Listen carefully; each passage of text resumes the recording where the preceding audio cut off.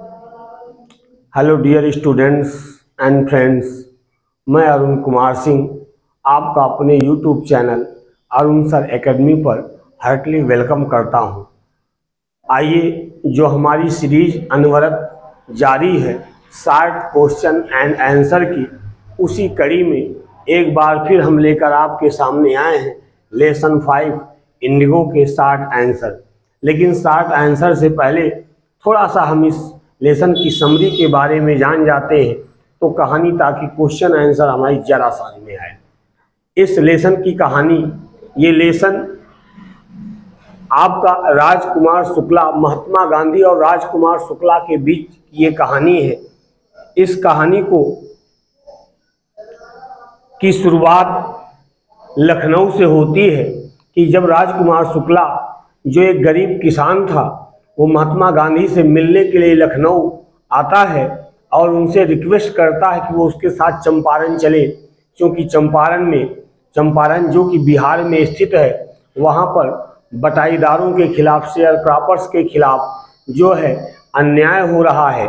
जितनी भी जागीरें हैं, उन जागीरों पर अंग्रेजों का अधिकार है और उन्हें ज़बरदस्ती बटाईदारों पर वो थोपा जा रहा कि वो नील की खेती करें।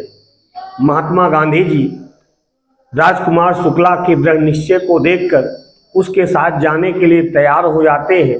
लेकिन जाने से पहले महात्मा गांधी मुजफ्फरपुर जाना चाहते हैं, क्योंकि मुजफ्फरपुर नगर जो है वो उसी रास्ते में पड़ता है और मुजफ्फरपुर में रुक करके वो चंपारण की वास्तविक स्थिति क्या है उसको भी जान लेना चाहते थे, अपनी सोर्सों से पता लगा लेना चाहते थे, क्योंकि जो कुछ भी राजकुमार शुक्ला जी ने बताया था वो उतनी बातों से संतुष्ट नहीं थे। तो वो चंपारण में रुकते हैं और चंपारण में रुकने के बाद जब वो बाबू राजेंद्र प्रसाद के यहाँ जाते हैं तो वहाँ का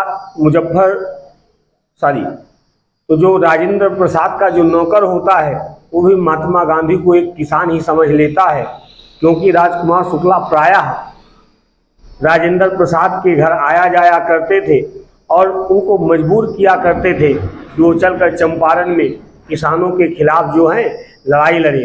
तो इसलिए राजेंद्र प्रसाद के नौकर ने भी महात्मा गांधी को एक किसान ही समझा और रात भर उनको जमीन पर लेटाए रखा।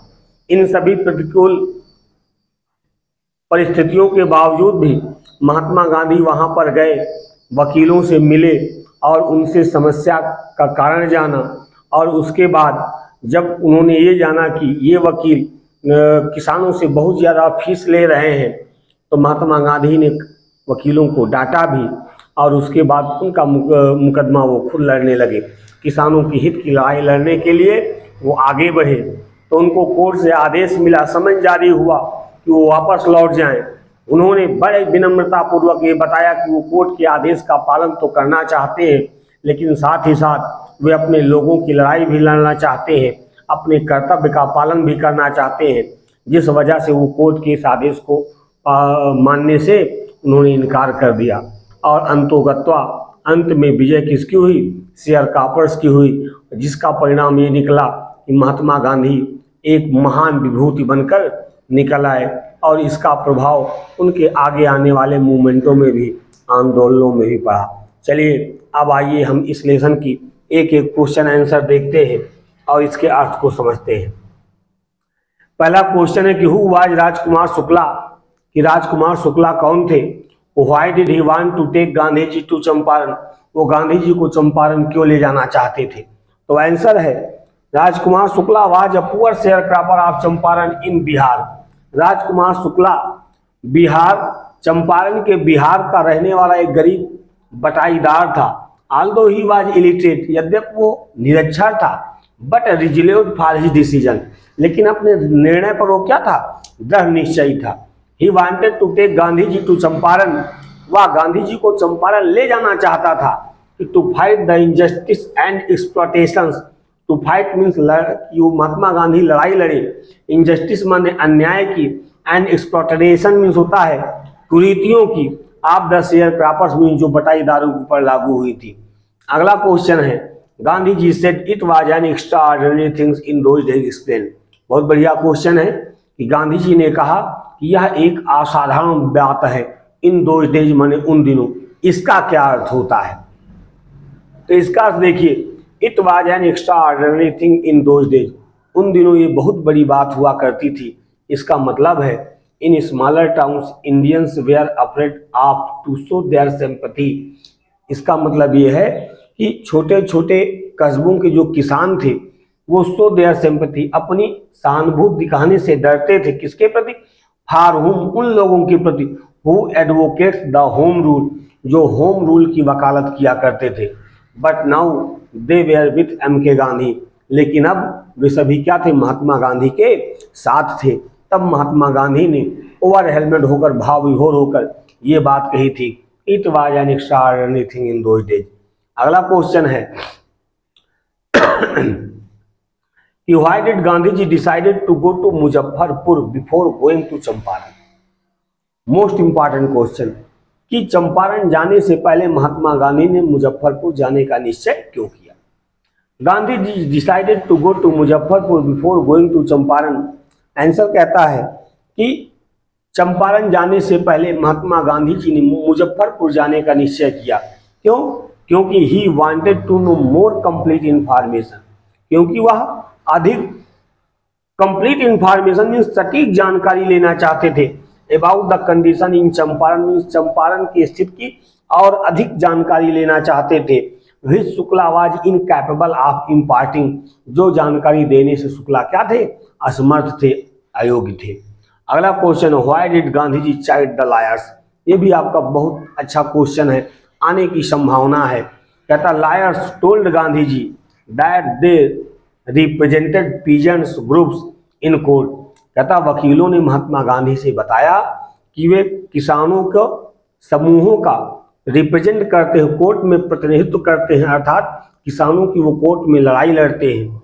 दे टोल्ड गांधी जी, और उन्हीं किसानों ने गांधी जी को यह भी बताया अबाउट देयर केसेस, उनके केसों के बारे में बताया। And reported the size of their fee, और वो कितनी फीस लेते हैं इसके बारे में भी बताया। Then Gandhi ji chided the lawyers, तब गांधी जी ने वकीलों को डांटा।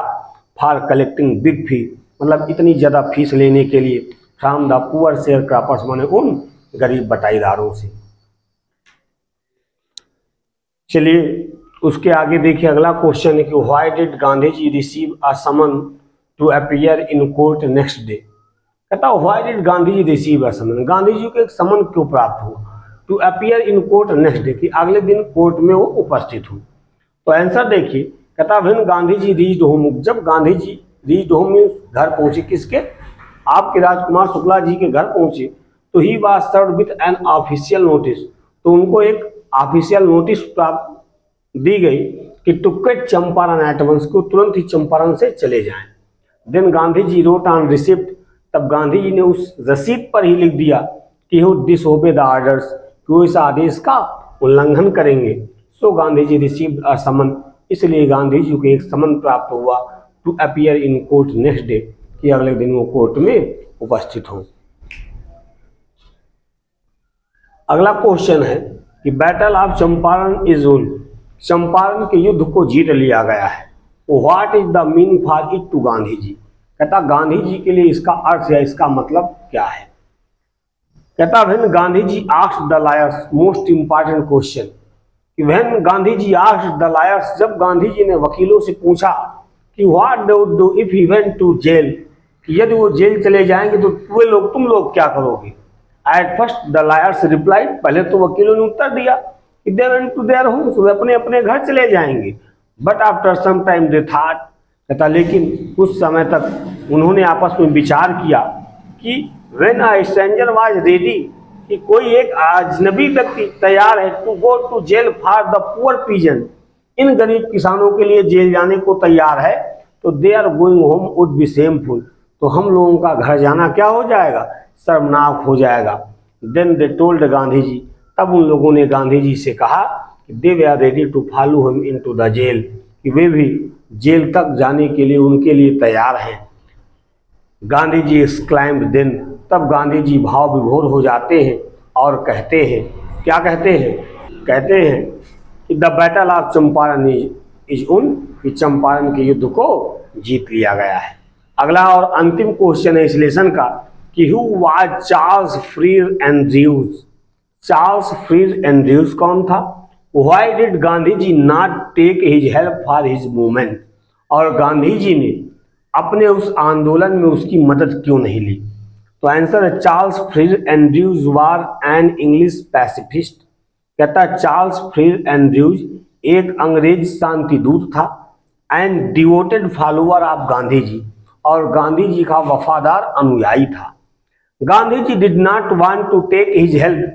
गांधी जी उसकी मदद लेना नहीं चाहते थे इन हिज मूवमेंट मीन्स अपने आंदोलन में, because it showed the weakness of our heart.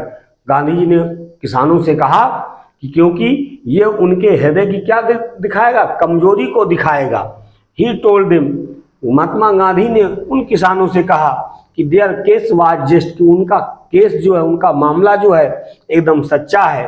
So we must rely upon our self, इसलिए हमें अपने आप रिले अपॉन सब विश्वास करना चाहिए स्वयं पर, to win this unequal fight, कि हम इस असमान लड़ाई को क्या करेंगे? जीत लेंगे। मित्रों, इस तरह आपका फ्लेमिंगो बुक फ्लेमिंगो की लेसन 5 का इंडिगो लेसन जो है आपका समाप्त होता है। आप वीडियो पर अंत तक बने रहे। आई होप वीडियो आपको पसंद आया होगा, इसके लिए भी आपको हम धन्यवाद देते हैं। और अंततः फिर एक बात फिर से दोहराते हैं कि आप वीडियो को ज़्यादा से ज़्यादा मात्रा में अपने मित्रों को, अपने दोस्तों को शेयर करें, सब्सक्राइब करें और अंत में लाइक करें। Thank you.